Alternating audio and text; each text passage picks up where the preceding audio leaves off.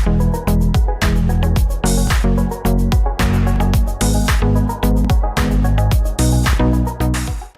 Q M کے سربراہ جناب خالد مقبول صدیقی نے کل ایک پریس کانفرنس میں عجیب و غریب الٹیمیٹم دیا کہ کراچی کی گنتی صحیح کرو۔ ان کا یہ کہنا آئین اور قانون کے مطابق ہے، لیکن میں یہ کہنا چاہتا ہوں کہ کسی کو تو یہ حق ہے کہ وہ اپنے حقوق کا مطالبہ کرے۔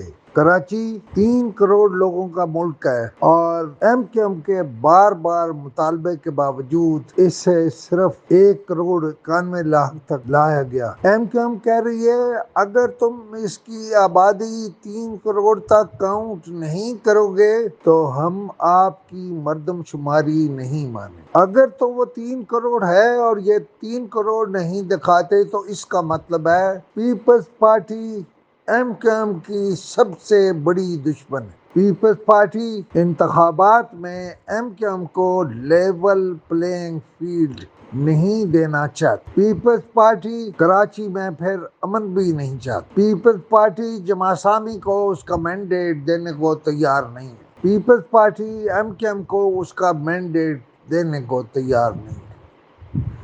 یہ تو ابھی آگ دکھنی شروع ہوئی ہے، بالآخر اس سے شعلے اٹھیں گے اور الیکشن نہیں ہو سکے۔